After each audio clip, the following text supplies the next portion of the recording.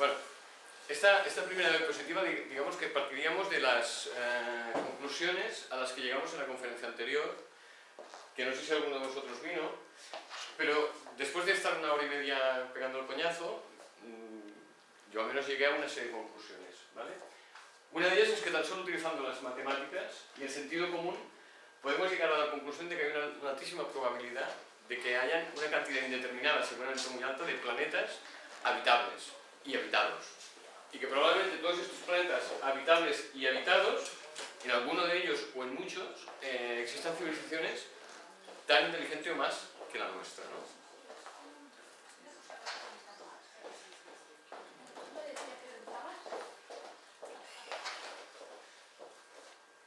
Que, como desconocemos el nivel de inteligencia y de preparación que tengan estas posibles civilizaciones, es absurdo utilizar el lineal espacio-tiempo, es decir, hombre, cualquier planeta habitable debe estar a 1, 2 o 3 millones, 4 millones de años luz, y por lo tanto la distancia impide que no solo que puedan llegar, sino que nadie que intente llegar viva suficiente como para hacer una nave expedicionaria y colocar allí, pues yo qué sé, 15 generaciones de lo que sean, para que lleguen aquí en una edad como para poder investigar y luego volver. Por lo tanto, tendría que ser una nave expedicionaria que prácticamente sea una ciudad en la que se fueran...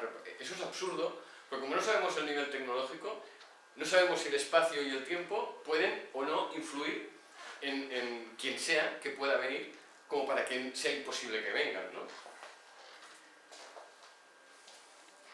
Otra cosa que sorprende, y lo estábamos comentando antes, es el hecho del aparente nulo interés que hay por parte de los organismos oficiales, de los estados, de las organizaciones supranacionales, etc., por realizar una investigación abierta, seria, transparente y pública de todos estos supuestos objetos que cruzan nuestros cielos y no sabemos lo que es porque nadie nos lo dice. Parece absurdo que realmente no existan estas investigaciones y, por tanto, existe una sospecha fundada de que ahí hay alguna ocultación. Automáticamente es ¿por qué nos lo ocultan, no? Finalmente hemos llegado a la conclusión, llegamos a la conclusión de que hay muchas explicaciones para el fenómeno ovni. No tiene por qué ser solo una. Pero aunque haya muchas, eso no significa que entre ellas se autoexcluyan. Quiero decir, que haya 5 explicaciones para una cosa, no quiere decir que solo una sea cierta. Todas ellas pueden ser ciertas. Somos nosotros que no somos capaces de separar a qué explicación pertenece cada avistamiento o cada situación, ¿no? Por lo tanto, una vez dicho esto, hemos de aceptar que la explicación extraterrestre es tan buena o tan mala como cualquiera de las otras. Como que son, o eran, o han podido ser naves muy modernas nazis, como que pueden ser visitantes de otras dimensiones, como que puedan ser visitantes del futuro, cualquiera que se nos pueda ocurrir. Cualquiera es tan buena o tan mala como que lo que nos visitan son seres extraterrestres. A partir de aquí vamos a empezar lo que sería el contenido de la conferencia de hoy. Ahora vamos a imaginarnos que los que estamos aquí somos una especie de grupo de cerebritos, de estos que tienen un coeficiente intelectual que marea, y hemos visto estas conclusiones y hemos dicho, bueno, vamos a ver qué elementos podemos encontrar de una forma muy simple, porque en 1 hora que vamos a estar reunidos tampoco no tenemos tiempo para analizar todo lo analizable, pero qué cositas podemos saber que nos induzcan a pensar que vale la pena investigar, e investigar qué, ¿no? Bueno,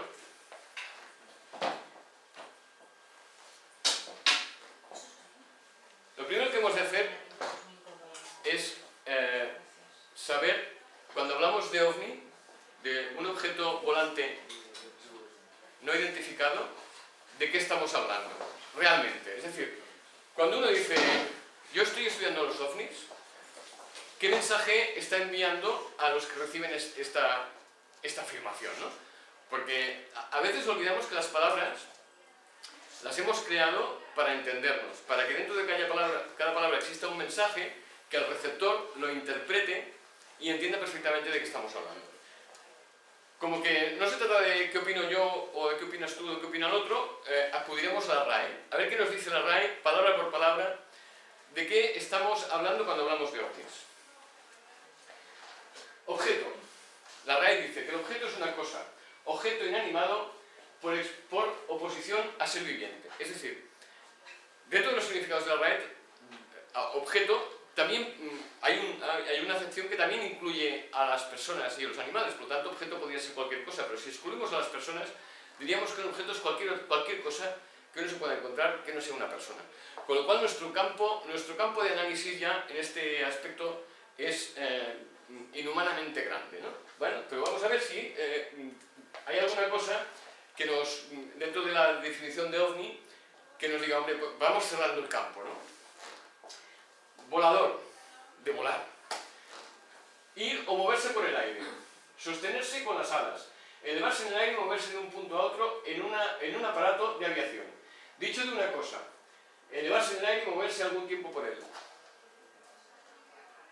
Cualquier cosa que momentáneamente esté elevada en el aire, cualquiera, desde una piedra que yo tiro y alguien lo ve y dice, ¿qué es eso? ¿No? Eso podría ser un ovni, hasta este punto, ¿no? Bueno, vamos a seguir y a ver si en no identificado, cosa que parece dudosa, obtenemos alguna pista más. Identificado, que viene de identificar. Reconocer si una cosa es la misma que se supone o se busca. Hasta ahora no sabemos qué estamos buscando. Por lo tanto, ¿cómo podemos decir que algo es identificado o no identificado si no hemos descrito lo que estamos buscando? ¿Qué es lo que creemos que es y estamos buscando para decir que aquello es no identificado? No hemos concretado el objeto de nuestra investigación. Por lo tanto, ¿por qué decimos que es no identificado? Por lo tanto, el significado de ovni sería algo así como objeto inanimado que va o se mueve en el aire y que no reconocemos si es la misma cosa que suponemos o buscamos. Yo no sé si a vosotros esto os dice algo, pero a mí particularmente, así, a mí no me dice nada. No sé exactamente qué es un ovni, ¿no? O qué pensamos que es un ovni. Y por extensión, la ovniología, que viene de ufología, del inglés ufology, sería ciencia que estudia objetos inanimados que van o se mueven por el aire y que no reconocemos si son la misma cosa que suponemos o buscamos. ¿Qué cosa hemos dicho que suponíamos o buscábamos? Un objeto, es decir, una cosa cualquiera. Una cosa cualquiera que además se eleva en el aire. Normalmente sabemos lo que significa la ufología. Porque la palabra en sí nos explica lo que la ciencia que estudia el qué, o la geometría, o la geología, o la astronomía. Pero, ¿qué estudia la ufología? Bueno.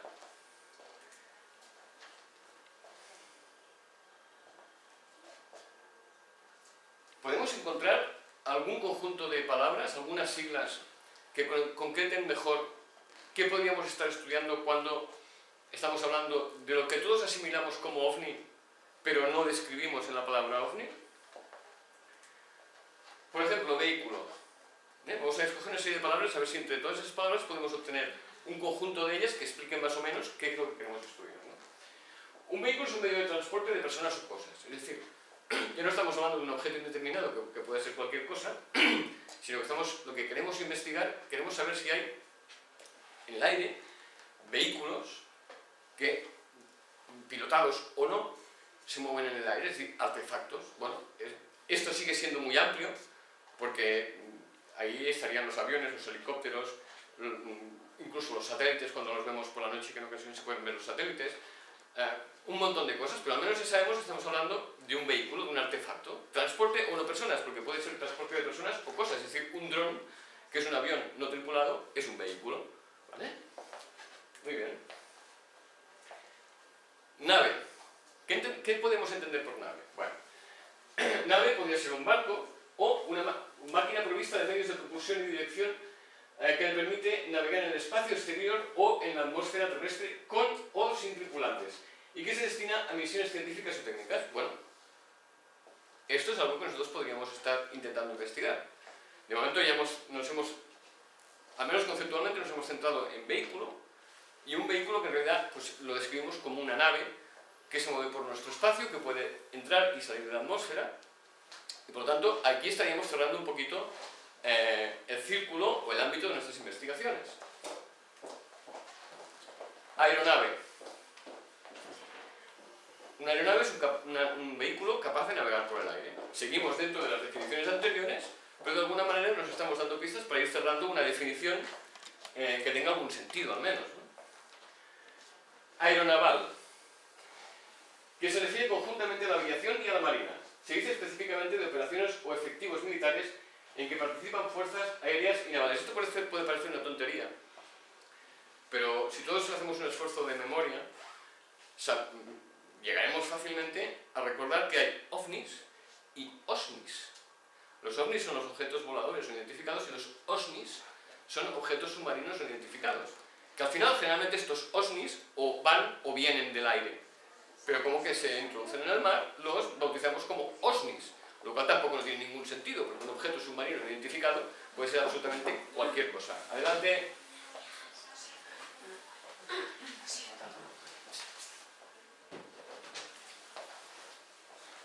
Origen. Origen es patria, país donde alguien ha nacido o tuvo principio la familia, o de donde alguien proviene. Bueno, esto ya nos estaría dando otra pista de un nombre o de una definición que le podríamos dar a OVNI, porque ya estaríamos hablando de algo que vuela o se sumerge en el mar y que queremos saber cuál es su origen, ¿no? Originario. Que da origen a algo o a alguien, es decir, procedencia. El originario vendría de la procedencia. ¿De dónde viene aquello que nosotros queremos investigar, ¿no? Desconocido, es evidente el significado de la palabra conocido, que no lo conocemos, que no sabemos algo sobre lo que sea, no sabemos, ¿no? Bien. Con este conjunto de palabras, organizándolas de una forma u otra, o haciendo algún tipo de combinación, podemos encontrar una definición más interesante o más acertada, o que nos dé más pistas de qué querríamos nosotros estudiar cuando estaríamos estudiando de eso que nosotros todos imaginamos cuando hablamos de ovnis. Veamos. En castellano podríamos obtener lo siguiente. BAOD, que sería vehículo de origen desconocido, medio de transporte aéreo o naval, cuyo origen no conocemos. Esto describiría bastante bien qué estamos buscando. Estamos buscando un vehículo aeronaval, es decir, un objeto que se mueve y que se puede mover tanto en el cielo como en el agua, que no sabemos de dónde viene. Básicamente, cuando hablamos de ovnis, todos estamos pensando en eso, es decir, en una nave, en algo que vuela o que se sumerge en el agua o que entra y sale, que no sabemos de dónde viene. Porque yo no soy partidario de presuponer que es extraterrestre, porque esa es una explicación, de entre otras muchas. Por lo tanto, no podemos intentar investigar algo presuponiendo el resultado de la investigación, porque es una contradicción. Por lo tanto, dejando todas las puertas abiertas, si nosotros queremos eliminar de entre todo lo posible, fotografías, vídeos, todo lo que hay, si queremos saber qué hemos de investigar, hemos de empezar a separar. Y hemos de empezar a buscar esto. La baología sería la ciencia que estudia vehículos aeronavales de origen desconocido. Si esto lo traducimos al inglés, que conste que yo, mi nivel de inglés está entre el 1 y el 0, y por lo tanto mi traducción puede ser bastante nefasta, sería algo así como esto, ¿eh? Un No Aircraft Vehicle Origin, ¿no? Del inglés más o menos. Seguramente cualquiera de los que hay aquí sabrá más inglés que yo y daría una traducción más exacta, pero en fin, tampoco lo pretendo. Y la definición de la ciencia sería uapology, ¿no?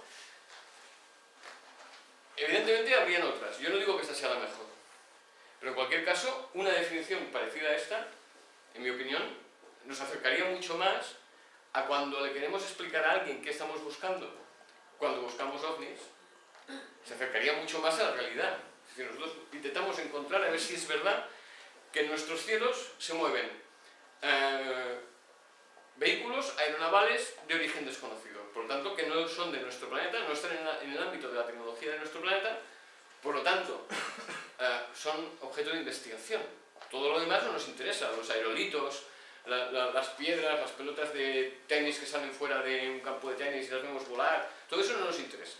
Solo nos interesa saber si existen realmente vehículos aeronavales de origen desconocido. Una vez llegamos a este punto, hay otra cosa que nos hemos de preguntar. ¿Hay alguna cosa, algo, que nos permita estar completamente seguros de que un objeto que nosotros vemos volando en el aire no se ha construido en la Tierra? Porque claro, nosotros podemos estar viendo un avión de combate, creado por un país X, sin identificativos. Eso no es el OVNI, que no es el vehículo aeronaval de origen desconocido. Porque si en el fondo la explicación es que es una nave de combate de, yo qué sé, de la China, pero están experimentando y no le han puesto los adhesivos porque si la derriban no se sabe de dónde viene, ese no es el objeto de nuestra investigación, ¿no? Bueno, pues definitivamente sí que hay una cosa, que nos permite distinguir absolutamente entre cualquier vehículo aeronaval construido o no en nuestro planeta. Y es una cosa tan sencilla que es hasta absurda.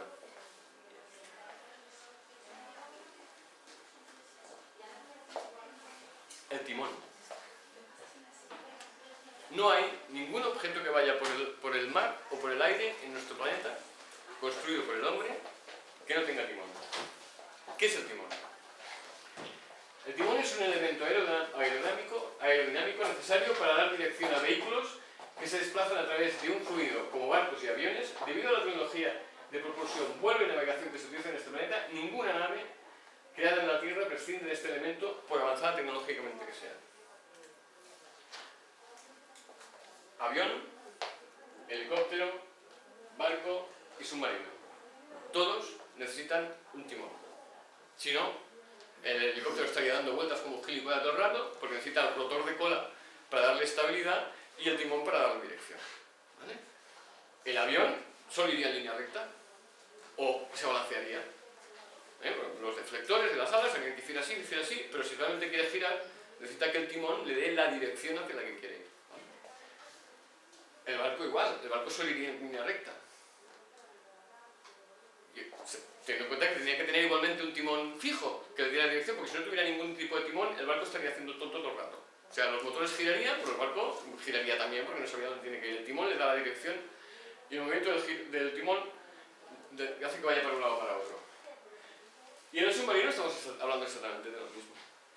Y si a alguno se le ocurre pensar en esas lanchas que funcionan por encima de los pantanos con aquel motor que va fuera de tan grande, igual, también tienen un timón que les da la dirección. Por lo tanto, no hay ninguna nave en este planeta, ninguna, que vaya por el agua o por el aire que no tenga timón. Vamos ahora al principio de los ovnis, que nos vamos a llevar alguna sorpresita. Vamos a ver que a veces la historia, incluso de los ovnis, no está como nos lo han explicado. Esta señora es Kenneth Arnold, aquel famoso que dijeron que cuando la entrevistaron que había visto platillos volantes. Bueno, esto es la forma de lo que él había visto. Como veis, no tiene nada que ver con un platillo volante. Él realmente lo describió como una ala delta o casi triangular. Pero fijaros bien en el dibujo que él hizo. Fijaros bien en el dibujo, no os perdáis detalle. Este otro ovni, este otro vehículo aeronaval de origen desconocido, es de George Adamski, que digamos sería el primer contactado que hubo en la historia. Que por cuenta de lo que la gente cree, fue anterior a Arnold. Como veis, este sí que tiene una cierta forma de platillo volante, o como veremos más tarde, de tarta.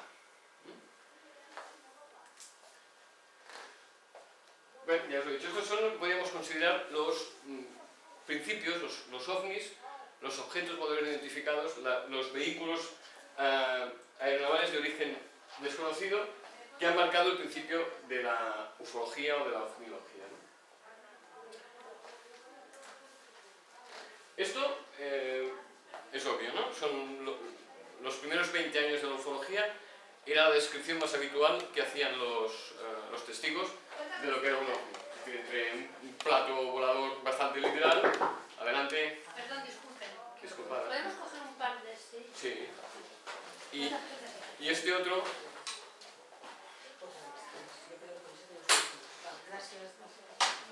Y este otro que tendría también una especie de forma de tarta. Luego, en los últimos 15-20 años han ido apareciendo otro tipo de ovnis. voy a decir ovnis todo el rato porque si hablo del otro no nos vamos a enterar nadie, ¿no? Pero, en forma de pirámide, en forma esférica, en forma de dos pirámides invertidas unidas por la base, incorpóreos, triangulares y otras más, ¿no? Pero es lo que ha ido apareciendo. Ahora veremos una cosa muy curiosa, que es esto. No está completo, pero esto es presuntamente, no hay pruebas definitivas de ello, lo que sería la reproducción de una nave de combate que los nazis tenían bastante a punto al finalizar la Segunda Guerra Mundial, que era circular, completamente circular. Que si nos fijamos, es muy curioso, pero se parece muchísimo al famoso ovni de Adamski. Incluso si alguien tiene la curiosidad de buscar en la hemeroteca, porque hay muchas traducciones de lo que Adamski dijo, veremos que la descripción que dijo Adamski de sus venusianos, teóricamente esto era una nave venusiana, la descripción que dio Adamski de sus venusianos podía referirse perfectamente a nazis, posiblemente con el pelo un poco más largo, no militar, pero la descripción que hace, física y de sus uniformes, podría ser perfectamente de pilotos nazis. Y si él hubiera dicho vi unos nazis con esto, nadie se sorprendería, ¿no? Independientemente de otras consideraciones, como la que acabo de hacer ahora, que puede ser sorprendente o no, y puede ser creíble o no, todo lo que hemos visto hasta ahora tiene una característica en común. Nada de lo que hemos visto hasta ahora tiene timón. Nada. La nave nazi esta que aquí está cortada a mitad, digamos, si la viéramos cualquiera de los dibujos que hay completos, es perfectamente circular y no tiene timones. Tiene armas, tiene diferente artillería alrededor de lo que es el objeto, pero no tiene timón. Igual como la nave de Adamski, igual como lo que dibujó Kenneth Arnold, no tiene timón. Claro, visto todo esto, ahora veamos lo que el hombre hace, y muchas veces nos han querido hacer colar como decir, los ovnis eran esto. Este es el famoso avión invisible de la USAF, que no hace mucho tiempo que, bueno, haría así, prácticamente de hace 15 o 16 años que está en funcionamiento, que era lo que nos querían decir. Por eso los radares no lo captan, porque estábamos probando este avión invisible, ¿no? Vale, bueno. ¿Qué más hay? Luego hay otro diseño bastante interesante que nunca se ha producido en serie, por decirlo así, que es esta especie de ovni que creó la USAF, para decir, cuando veían un ovni veían esto. Así que la gente es tonta y no se entera. Pero, si os fijáis, veréis que los dos tienen timón de cola. En el primer caso, en el avión invisible está dividido, pero es el timón de cola. Y en este otro, pues hay un timón de cola clásico de cualquier avión. Por lo tanto, una cosa y otra nos pueden querer hacer colar el tema, pero no tiene nada que ver. Por lo tanto, aquí ya tenemos una intuición de que algo están ocultando, algo no nos quieren explicar y alguna cosa nos quieren vender, ¿no? Teniendo en cuenta lo que hemos visto, podemos hacer las siguientes preguntas. ¿Existe alguna posible relación entre el ovni venusiano de Adamski y los diseños aeronáuticos que los nazis tenían en la fase final del desarrollo de 1945? Puede ser. Puede ser que sí, puede ser que no. Si esa tecnología tan avanzada para 1945 e incluso para hoy, realmente los nazis la tenían prácticamente preparada para entrar en funcionamiento, y si alguien realmente la recuperó, ¿dónde está? ¿Y por qué nadie la ha utilizado hasta hoy? ¿Realmente alguien la capturó? Esto ya es más para que alguien lea o hable con Felipe Botalla, que tiene unas teorías muy interesantes, y yo no diría que de todo descabelladas si las ajustamos en un espacio temporal y en otra serie de teorías que se desencadenan después de eso, ¿no? El dibujo de Arnold recuerda enormemente a algunos de los aviones que ahora se están diseñando o acabando de diseñar, estos aviones en forma de, pues eso, de ala delta, pero curiosamente su dibujo no tenía timón de cola. ¿Podía Adamski, en finales de los 40, inventarse un diseño de avión tan parecido a lo que estamos viendo ahora con 50 o 60 años de diferencia? A mí me parece difícil. Vaya, yo por mucha imagen, yo no sé cualquiera de vosotros, a mí me cuesta mucho ahora pensar y decir, a ver, dentro de 70 años los aviones serán así. Hacer un boceto que dentro de 70 años, casualmente, los aviones tecnológicamente más avanzados tengan ni que sea un remoto parecido a lo que yo he dibujado ahora. Puede que sí, que fuera un genio el tipo y lo adivinara. En todo caso, hasta ahora, nadie nos ha dado una explicación satisfactoria a todas estas cosas, que no son más que algunas, porque en el espacio-tiempo que disponemos no podemos hacer un análisis detallado. Solo son algunas de las muchísimas cosas que podríamos ir encontrando por aquí y por allá que nos harían pensar, ¿qué está pasando? ¿Qué hay ahí arriba? ¿No? ¿Qué hay que no nos quieren enseñar o que no somos capaces de explicarnos qué es? Luego ya dejamos esto aparte y ahora vamos a tocar, ni que sea ligeramente, el tema de las abducciones, que todos tenemos muy asumido, parece ser todo el mundo tiene muy asumido lo que es, pero como yo ya dije en la otra conferencia que soy un escéptico en el término griego de las cosas, es decir, dudo de lo que sé y de lo que no sé, y por lo tanto todo lo que me llega quiero ponerlo en duda, pues, bueno, de entrada, abducción, ¿qué significa? Ya estamos otra vez con lo de antes, con el significado de las palabras.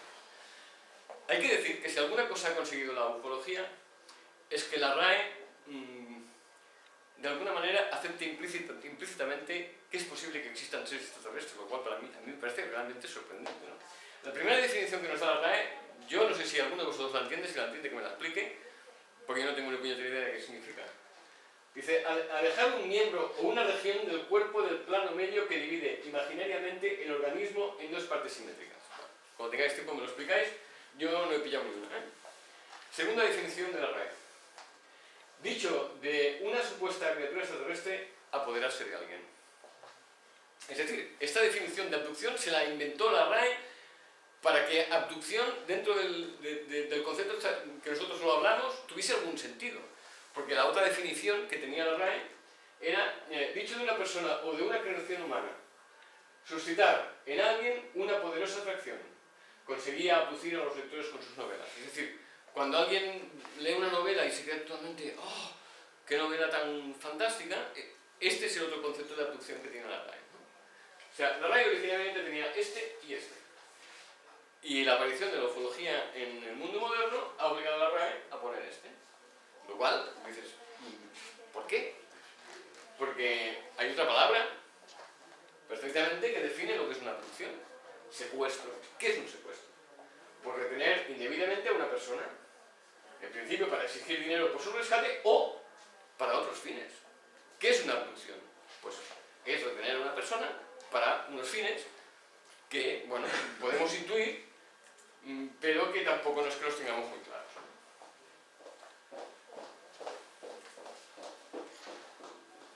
Hay un caso que es precursor de todo el tema de abducciones y que yo a los que tengáis la posibilidad o tengáis libros viejos o tengáis la posibilidad de llegar a ellos o de adquirirlos, os aconsejo muchísimo que lo compréis. Yo como lo tenía en casa, porque lo leí hace 30 y no sé cuántos años, el martes decidí volverlo a leer.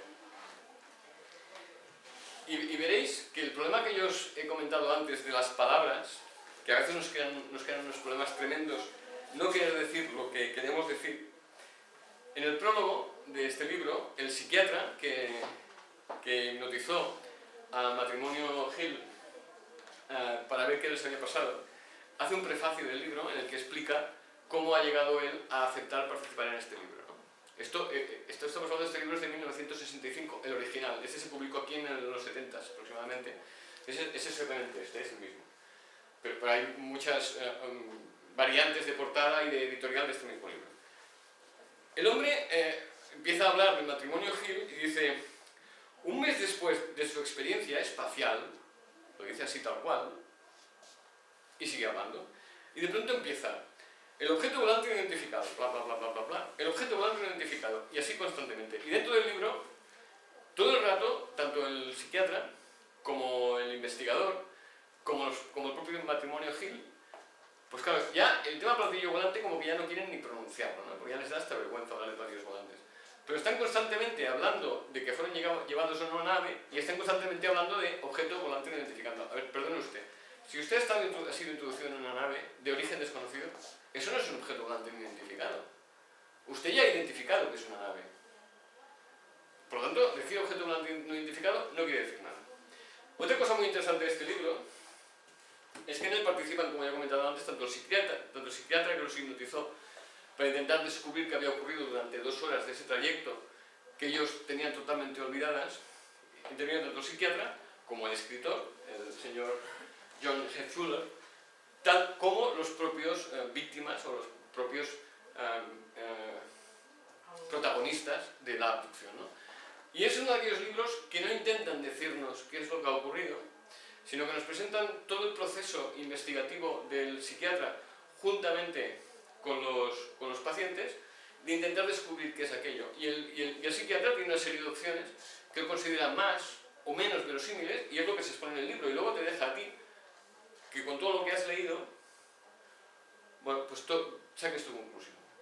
Pero yo aconsejo que leáis, y no os voy a dar pistas, porque muchas de las cosas que aparecen en el libro, veréis que tienen mucha relación, y a mí me sorprendió, porque cuando lo leí ya había hecho todo esto, a mí me sorprendió que yo hubiese puesto los acento en alguna serie de cosas de las que habéis visto, y que justo en este libro, que fue escrito en 1965, es decir, hace la friolera de casi 50 años, yo nací en el 61, o sea, esto ocurrió cuando yo nací, y este libro se escribió cuando yo tenía 4 años.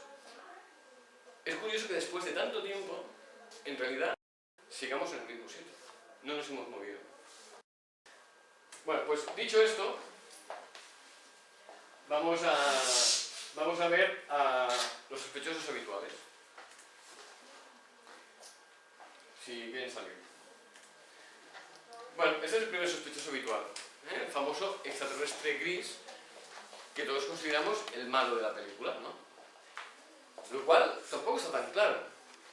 Porque nosotros cuando hablamos de los extraterrestres grises, desdoblamos lo que nosotros hacemos cuando somos los ejecutores a eso mismo cuando somos las víctimas.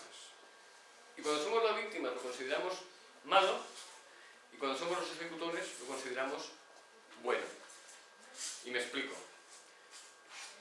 ¿Cuántos años llevamos nosotros investigando a las aves? ¿Dónde hibernan? ¿Dónde pasan el verano?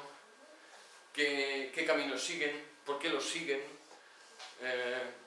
Si están en peligro de extinción, ¿cuántas sobreviven? ¿Cuánto viven? ¿Y qué hacemos? Las cazamos sin matarlas, pero las cazamos, o sea, las secuestramos, bastante a lo bestia, con redes o con lo que sea, las agarramos, no les damos ninguna explicación porque no nos entendemos, les cogemos una pata, les metemos un chip atado a la pata o metido no se sabe dónde por el cuello y tal, y cuando nos cansamos de manipularlas, de medirlas, de ver cuánto les mide el pico, de ver cómo tragan, de ver si ven o no ven, de cuánto les miden las patas, cuánto les miden las alas, no sé qué, cuando las hemos hecho ya toda serie de manipulaciones que se nos ocurren, entonces como somos buenos y magnánimos las soltamos para tenerlas localizadas. Para nosotros eso es bueno, porque estamos estudiando a las especies, ¿no? Sin hacerles daño, ¿no? Cuando nos lo hacen a nosotros, que sería más o menos lo que muchos describen que han hecho los grises con los humanos, entonces es malo, porque nosotros somos las víctimas. ¿Qué diferencia hay? Que nosotros tratamos a los animales como prácticamente cosas, y nosotros nos consideramos a nosotros seres inteligentes, desarrollados, que, joder, para estudiarnos que nos pidan permiso, ¿no? Básicamente la única diferencia que hay sería esta, ¿no? Si hacemos caso a los relatos, algunos de los relatos que nos han hecho de las abducciones.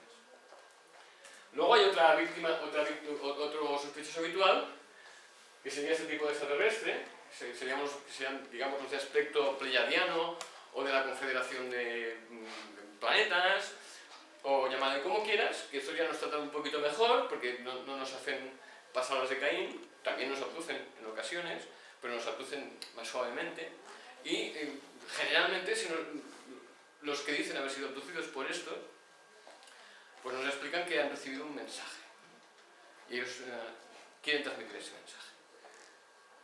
Estos son dos de los sospechosos habituales. Luego hay un tercero, que son nuestros colegas de la NASA, que están en todas partes, y que bueno, también se dice que en realidad todo esto de las abducciones responde a un proceso de experimentación a nivel global para la manipulación psicológico-social de la gente, pues a través de hacerlos vivir experiencias de este tipo, de ponerles marcadores, de estudiar cómo reaccionan, de procesos hipnóticos para instalarles recuerdos falsos para ver cómo los desarrollan, qué ocurre, en fin, ya sabéis todo de lo que os estoy hablando, ¿no? Estos son los tres sospechosos habituales de este tema.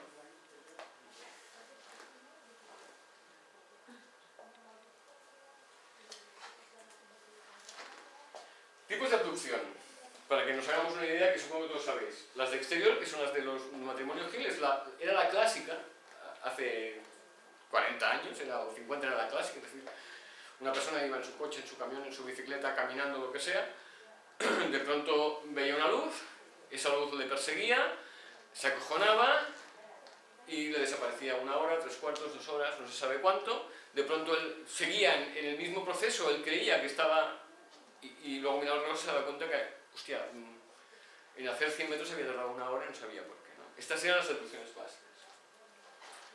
Luego aparecieron las abducciones a domicilio, o de domicilio, es decir, ya no esperan que salgas a la calle, sino ya te van a buscar a casa, ¿no? Estas son mucho más recientes y aparentemente son las más abundantes, o al menos las más relatadas. Bueno, pues tipo de abducción.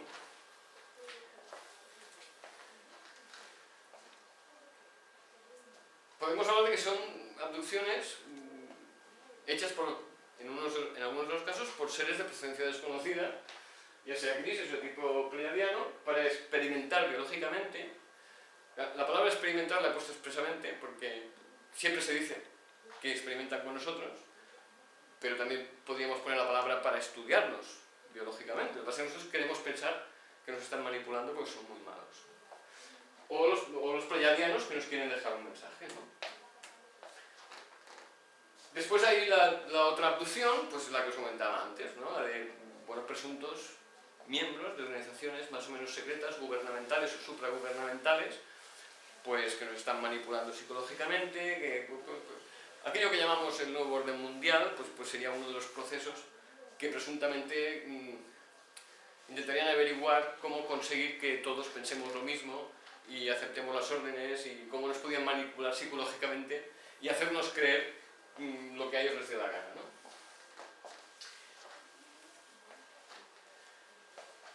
Lo bonito del caso es que se ha dicho que la explicación oficial más general que nos dicen es que las abducciones son simplemente un proceso psicológico o un proceso de alteración del sueño, pues que hace que estas pobres gentes, a base de leer historias fantásticas de ovnis y extraterrestres, pues hayan asimilado estas alteraciones del sueño, estas alteraciones psicológicas, con visitas extraterrestres y abducciones y cosas raras. Pero claro, aquí estamos obviando que, por ejemplo, como pasó como en el caso del matrimonio Hill y otros muchos casos, esas abducciones han dejado no solo secuelas físicas, que eso también puede ser atribuible a procesos psicosomáticos, también han dejado huellas en las cosas.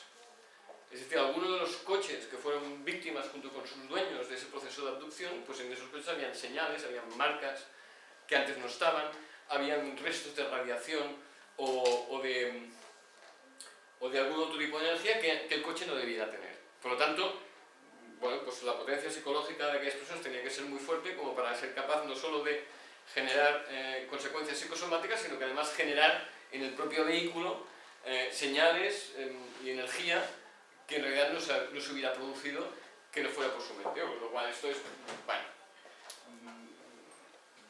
Hola, bona tarda. Hauríeu de fichar, bueno, ya ho fareu después, de fichar aquí.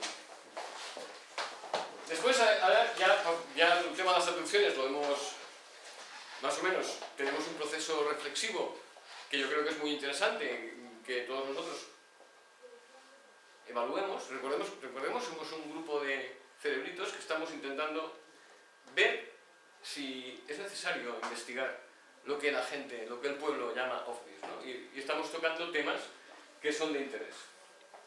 Estos son nuestros amigos los hombres de negro, que mucha juventud hoy en día, y os lo digo por propia experiencia, les hablan de los hombres de negro y dicen, ¡ah, sí, la peli! Dices, bueno, a ver, un momentito, por favor. La peli viene de algún sitio.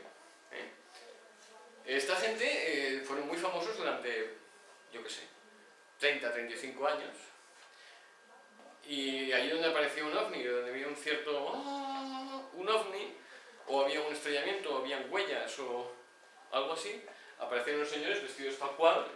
Es interesante la foto porque la descripción que hacen los testigos es exactamente esto, esta foto, unos hombres vestidos con un traje negro, una camisa blanca y una corbata negra, impecablemente vestidos, que se encargaban de hacer desaparecer las pruebas, incluso en Roswell se presentaron, de hacer desaparecer las pruebas y decirles a los testigos que era mejor olvidar, porque si no igual o ellos o su familia podían tener alguna consecuencia desagradable.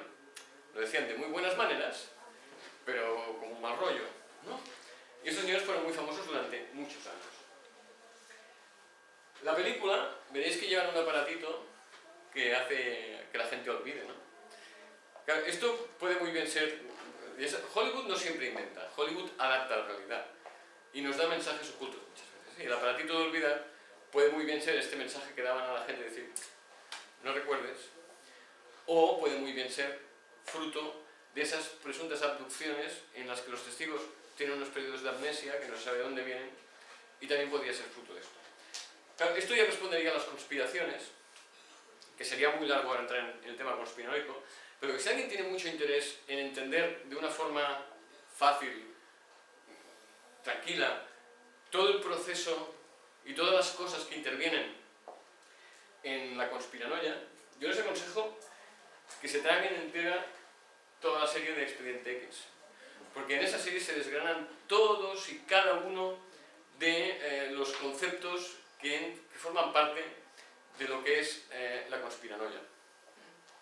Todo. No se dejan absolutamente nada, lo hacen de una forma amable, de una forma que parece una película de ficción, es una película de ficción evidentemente, pero lo que nos explican corresponde exactamente a aquello que hay mucha gente que dice que está pasando en este planeta desde hace muchos años. Por lo tanto, mejor que escucharme a mí, que me dejaría un montón de cosas y nunca tendría tiempo de explicarlo todo, yo aconsejo vivamente que alguien se mire Expediente X con otros ojos y verá muchas cosas que seguramente la primera vez que lo vio, no lo vio. Sin embargo, todo esto pertenece a una época ya prácticamente desaparecida. La Guerra Fría, la era analógica y sobre todo, y mucho más importante, cuando para investigar un ovni no era posible tener un ordenador encima de la mesa y leer lo que había explicado cualquiera, decir, pues mi teoría es que había que ir al lugar, había que hablar con la víctima o con la persona que lo había visto, había que buscar las huellas, había que entrevistarle, había que ver el lugar, había que ver el paisaje, había que tomar contacto con el lugar y la persona que explicaba el suceso para llegar a comprender exactamente qué había pasado allí y tomar una opinión. Esto prácticamente ha desaparecido. Eso prácticamente ha desaparecido. Alguno hay que lo intenta hacer, pero en ningún caso como se hacía hace 30 o 40 años, porque hoy tú te sientas delante de tu ordenador, te haces tu blog o tu página web, te explicas lo que te sale de las narices, y no importa que estés bien o mal documentado, porque al fin y al cabo eso se va a quedar allí, y lo va a leer quien lo quiera leer, y quien quiera creer, creerá, y quien no quiera creer, no creerá. Antes tenías que escribir un artículo o un libro, y o tu editor o tu director te exigía que aquello que tú ibas a explicar estuviese medianamente bien documentado, y que fuera medianamente, tuviese alguna estructura, y algo que cuando la gente lo leyera dijera, joder, ¿y si es verdad? Ahora no hace falta. Ahora cualquiera se puede sentar delante de un blog o una página web, un ovni, guau, guau, guau. No importa que tú te veas la película y digas, pues esto es un fake, si esto son montajes. O sea, alguien ha puesto una lucecita en el cielo y ha dicho que es un ovni encima de Barcelona. ¿Y dónde está la referencia de Barcelona? Si tú lo que hay es una cosa negra y una lucecita que se mueve, eso lo puedo hacer yo en mi casa, puedo hacer 18 compuestos cada día. ¿Por qué eso es un ovni encima de Barcelona? Bueno, porque hay un señor que se ha puesto en el ordenador y ha dicho que es un ovni en Barcelona. No lo digo porque yo, lo digo porque yo esto lo he visto. Yo ese día. Sí. ¿Vale? Luego hay otra cosa muy interesante,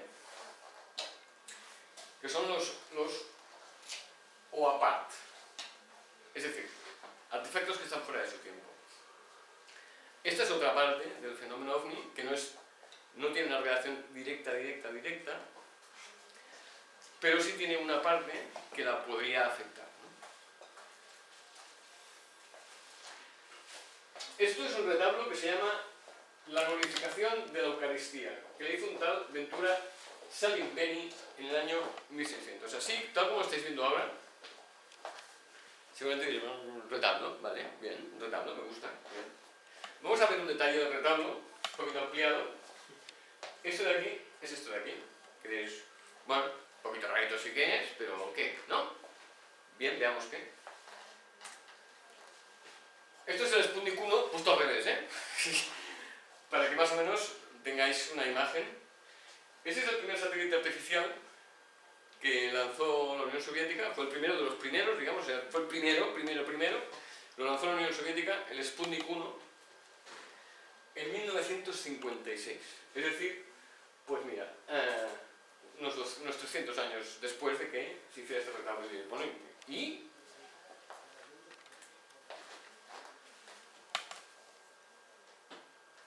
cámara,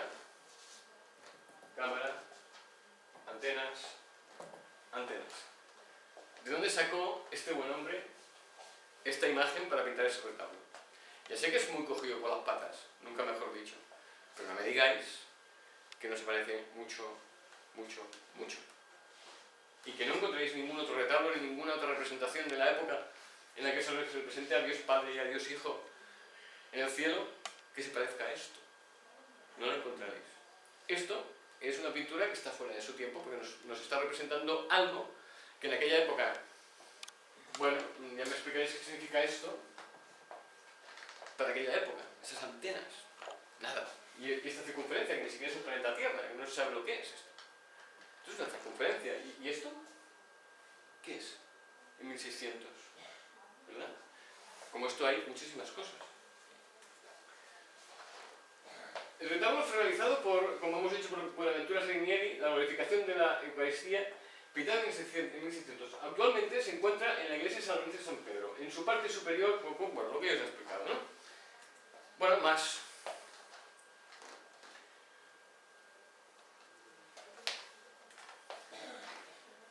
Este es el mapa de Piri Reis, que en su momento fue un escándalo, como diría aquel político, del carajo de la vela. Porque el mapa de Piri Reis lo hizo, como podéis ver, un almirante y cartógrafo otomano, tal Piri Reis, en 1513. Lo bonito de este retablo es que pinta tierras que en 1513 nadie conocía.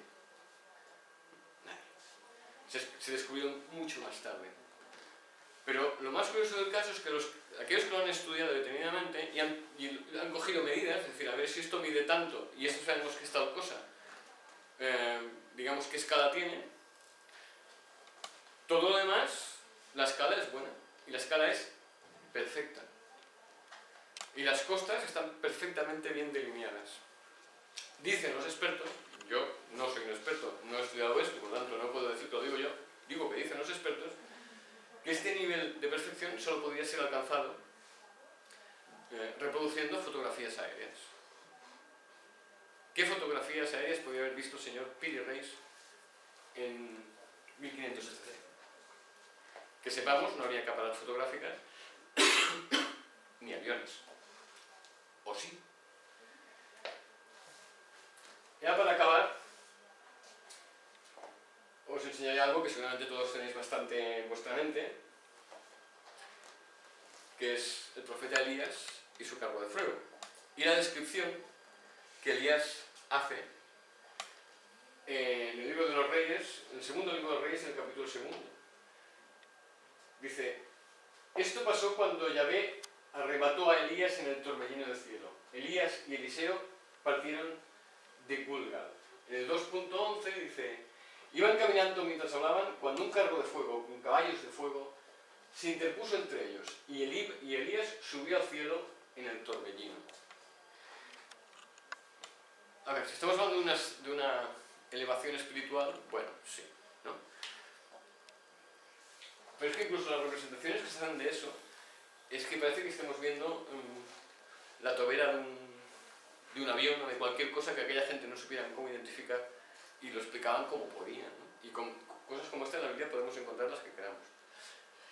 Si sumamos todo lo que hemos visto hasta ahora, porque no he querido poner más, entre otras cosas porque evidentemente son las...